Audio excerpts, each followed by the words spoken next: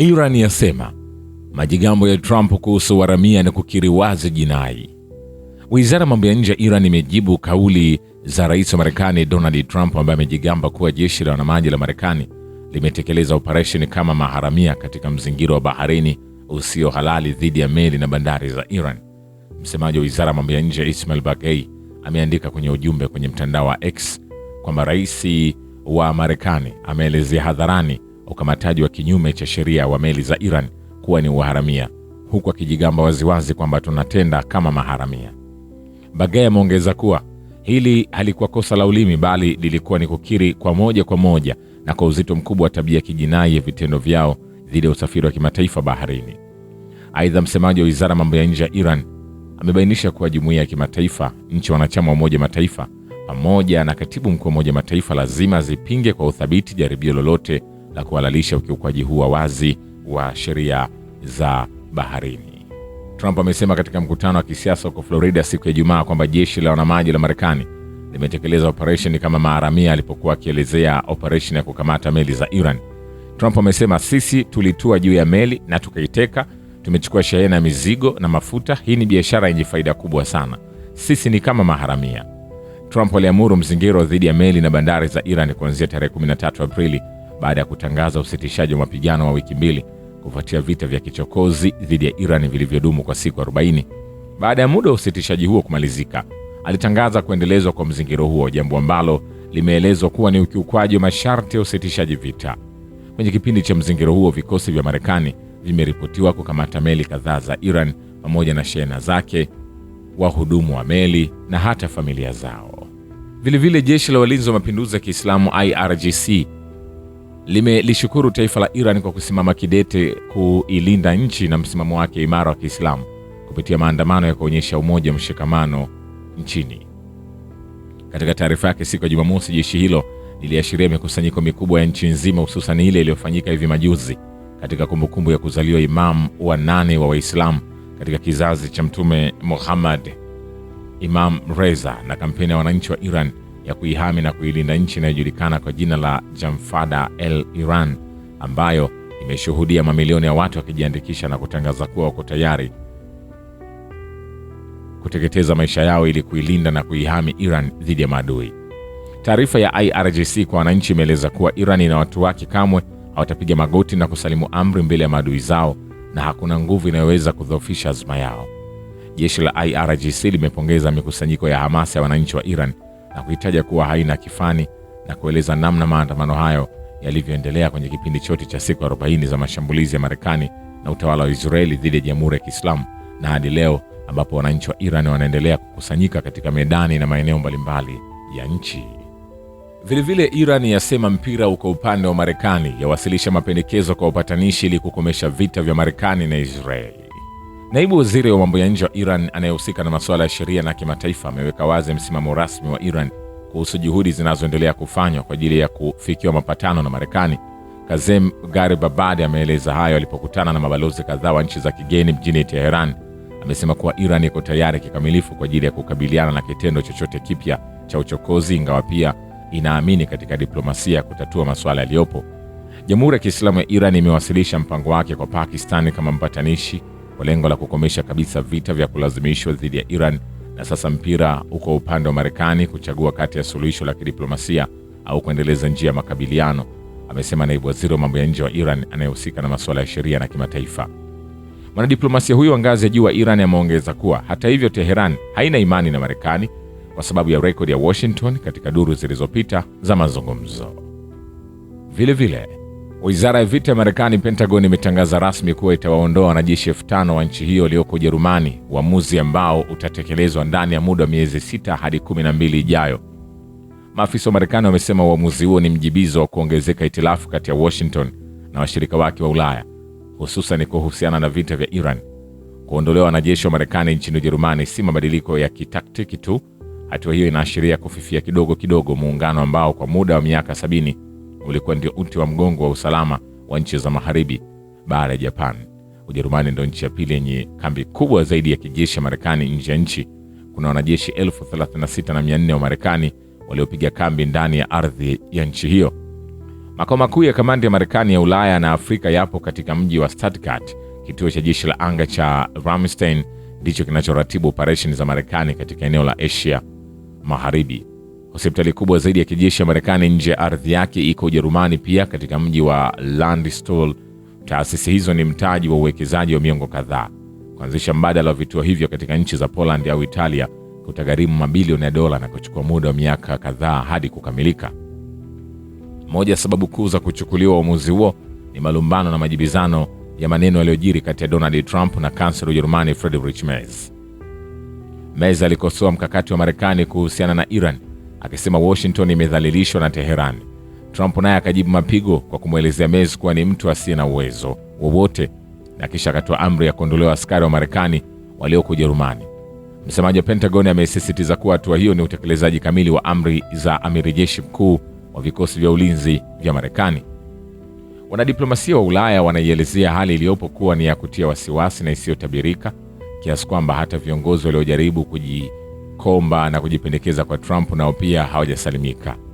Waziri Mkuu wa Italia Giorgia Meloni na Katibu Mkuu wa NATO Mark Rutte nao pia wametusiwa na Trump. Mwanadiplomasia mmoja wa Ulaya ameiambia Reuters, kila mtu anajua kwamba kujipendekeza hakusaidi kitu. Njia bora ni kuendelea kuwa ngangari kimsimamo na kuupa fursa muda upite. Lakini mbali na upande wa kijeshi, uamuzi uliotangazwa na Pentagon una athari za kisiasa pia. Wataalamu wa Ulaya wanaamini kuwa hatua hiyo ina matokeo hasi matatu ya msingi ya kigeopolitiki. Kwanza ni kudhoofisha uwezo wa kuzuia hujuma dhidi ya Russia, hususan upande wa Ulaya Mashariki na katika nchi za Baltic. Pili ni kuteteresha imani iliyopo wa kifungu cha 5 cha NATO cha msingi wa kujihami pamoja, na tatu ni kuharakisha mchakato wa Ulaya kujitegemea kiulinzi. Mwanadiplomasia mmoja wa Magharibi amesisitiza kwa kusema, Ulaya haiwezi tena kutegemea muundo wa baada ya vita vya pili vya dunia. Inapasa iwe eneo si la nguvu laini tu, lakini pia lenye uwezo wa nguvu za kijeshi. Ujerumani nayo kwa upande wake haijabweteka. Berlin imeidhinisha mpango wa kuongeza matumizi ya kiulinzi hadi kiwango cha 3.7% ya pato la taifa ifikapo mwaka 2030. Uzalishaji wa ndani wa mitambo ya Patriot na makombora ya Stinger nao pia umeanza. Imepangwa kuwa viwanda vya kwanza vya uundaji silaha za kisasa vitajengwa katika ardhi ya Ujerumani. Baadhi ya wakosoaji wa sera za Trump barani Ulaya wanaamini kuwa ikulu ya White House inaweza ikadhani kwamba kwa uamuzi huo wa kuondoa askari wa Marekani inaiadhibu Ujerumani iliyoasi, lakini ukweli halisi ni kitu kingine kabisa. Washington inautoa muhanga uwekezaji ulioharimia kwa miongo kadhaa kwa sababu ya uono finyu na hasira za muda mfupi tu. Kuondoka Ujerumani ni mwisho wa moja ya enzi, na si kwa Ulaya bali kwa Marekani yenyewe. Lakini swali linaloendelea kuulizwa ni vipi unatarajia kwamba utaweza kubaki kuwa dola kuu lenye nguvu bila kufikia kitovu cha Ulaya? Ukweli ni kuwa uamuzi wa kupunguza askari wa Marekani nchini Ujerumani ni ishara ya kufifia na kuyoyoma zama za Marekani yenye sauti ya juu kabisa duniani, na katika upeo mpana zaidi ni kumalizika kwa enzi ya Magharibi. Ulaya kwa ujumla haina mshikamano unaohitajika wa kutoa mchango wa pamoja katika mabadiliko yanayojiri duniani. Kupanuka ufa wa mpasuko uliopo kati ya Marekani na Ulaya kunaiandalia fursa kadhaa mihimili mingine ya madola yenye nguvu ulimwenguni. Vilevile, naibu waziri wa zamani wa mambo ya nje wa Marekani Wen Sherman amekosoa namna serikali ya Donald Trump inavyosimamia suala la vita dhidi ya Iran na kusisitiza kuwa Washington haina mkakati unaoeleweka wala mwenendo wa uchukuaji maamuzi ulioratibika, na kwamba mgogoro wa sasa hautatatuka pasi na kuirejea tena diplomasia. Sherman alikuwa kwa miaka kadhaa mjumbe wa timu ya Marekani katika mazungumzo na Jamhuri ya Kiislamu ya Iran, mazungumzo ambayo hatimaye yalipelekea kutiwa saini mwaka 2015 mkataba wa makubaliano ya nyuklia yaliyojulikana kama mipango kamili ya utekelezaji wa pamoja JCPOA, makubaliano ambayo Trump aliyataja kuwa ndio mabaya zaidi kuwahi kusainiwa na Marekani katika historia yake, na kutokana na mashinikizo ya Netanyahu na lobi ya Uzayuni wakati alipoingia madarakani katika muhula wake wa kwanza wa urais wa mwaka 2018, alichukua hatua ya kuiondoa nchi hiyo kwenye makubaliano hayo. Hivi sasa athari ya wanafikra nchini Marekani na barani Ulaya wanakiri kuwa mkataba wa JCPOA yalikuwa ni makubaliano bora kabisa kwa ajili ya ukaguzi na usimamizi wa mpango wa nyuklia wa Iran. Lau kama makubaliano ya JCPOA yangeendelea kudumu, eneo la Asia Magharibi lisingekumbwa na mabalaa yote hayo yanayoshuhudiwa ya migogoro, kuvurugika kwa utulivu na jinai chungu nzima za kinyama zinazofanywa na Wazayuni na Marekani. Kisingizio kikubwa zaidi walichotumia Trump na Netanyahu kuanzisha vita vya kichokozi dhidi ya Iran ni mpango wa amani wa nyuklia wa Jamhuri ya Kiislamu. Bila shaka mpango huo wa nyuklia wa Iran ni kisingizio tu kilichotolewa kuhalalisha uadui na mashambulizi ya Marekani na utawala wa Kizayuni dhidi ya Iran, lakini lengo lao hasa ni kuangusha mfumo wa Jamhuri ya Kiislamu na kuigawanya Iran vipande vipande. Hata hivyo, jibu la mshtukizo la Iran kwa uchokozi huo na vipigo. Kisingizio kikubwa zaidi walichotumia Trump na Netanyahu kuanzisha vita vya kichokozi dhidi ya Iran ni mpango wa amani wa nyuklia wa Jamhuri ya Kiislamu. Bila shaka mpango huo wa nyuklia wa Iran ni kisingizio tu kilichotolewa kuhalalisha uadui na mashambulizi ya Marekani na utawala wa Kizayuni dhidi ya Iran, lakini lengo lao hasa ni kuangusha mfumo wa Jamhuri ya Kiislamu na kuigawanya Iran vipande vipande.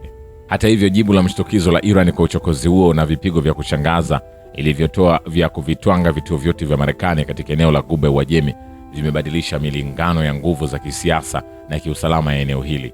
Trump anavyofikiri akilini mwake hivi sasa ni kwamba kwa kuiwekea Iran mzingiro wa baharini na mashinikizo ya kiuchumi sambamba na kutoa vitisho vya mashambulizi, ataweza kukipata kile alichoshindwa kukitia mkononi kupitia vita vya siku 40. Ili kuzipa uhalali hatua zake za kihalifu na kichokozi, Trump amekuwa akirudia kila mara dai lake kwamba eti hataki Iran iwe na silaha za nyuklia. Hii ni pamoja na kuwa Iran haijawahi katu kufuatilia uundaji na umiliki wa silaha za nyuklia, na hadi kabla Marekani haijatoa kwenye makubaliano ya JCPOA, shughuli zake zote za nyuklia zilikuwa chini ya uangalizi na ukaguzi mkali zaidi wa wakala wa kimataifa wa nishati atomic.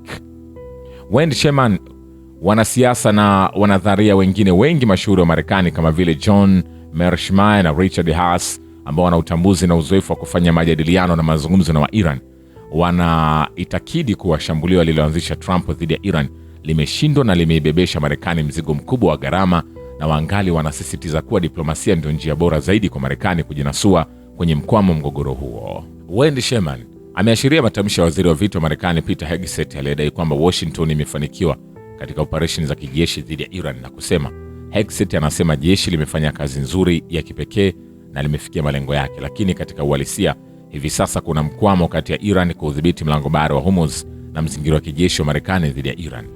Naibu waziri huyo wa zamani wa mambo ya nje wa Marekani amesisitiza kwamba yeye hadhani kama mashambulizi au shambulizi jipya la Marekani dhidi ya Iran litaweza kubadilisha mahesabu ya Tehran au kuondoa mkwamo uliopo. Sherman amelinganisha hali ya sasa na kipindi cha mazungumzo ya JCPOA na kueleza kwamba wakati wa mazungumzo ya JCPOA, Marekani ilikuwa na wafanya mazungumzo na wataalamu wazuri na mwenendo wa uchukuaji maamuzi ulikuwa wa kimantiki, lakini sivyo ilivyo hivi sasa chini ya utawala wa Trump. Mwanadiplomasia huyo mwandamizi wa serikali ya zamani ya Marekani amekosoa pia mwelekeo wa utawala wa Trump wa kujaribu kuipigisha magoti Iran, akisema Trump anadhani anaweza kila mara kuiadhibu Iran na kwamba mwishowe Marekani itaweza kuonyesha uhimilivu zaidi kuliko Iran, lakini kama walivyoeleza wachambuzi wengi, dhana hii sio sahihi. Kwenye kipindi cha usitishaji vita na wakati wa duru moja mazungumzo yaliyofanyika kati ya Marekani na Iran mjini Islamabad, Trump ameendelea kuitaka Iran isalimu amri kikamilifu. Shaksia kama vile Wendy Sherman, John Mearsheimer na Richard Haass wamesisitiza mara kadhaa kwamba kusalimu amri Iran mbele ya Marekani si chochote zaidi ya njozi na udhanifu tu. Na nikwambie, leo Jumatatu Marekani inazindua operesheni ya kuongoza meli zilizokwama kutoka mlango bahari wa Hormuz ulioshikiliwa na Iran, na hayo yameelezwa na Rais Donald Trump wa Marekani, ambaye alitoa maelezo machache kuhusu juhudi kubwa za kusaidia mamia ya meli na mabaharia wapatao 20,000. Je, Iran atafanya nini? Basi yote kwa yote hayo nitaendelea kukujuza moja kwa moja. Shukran kwa Babu ya Kivita na Historia ya Dunia. Mimi ni Richard Shio, The Rich Voice. Ni follow Instagram na TikTok kama Rich Voice Official. Asante.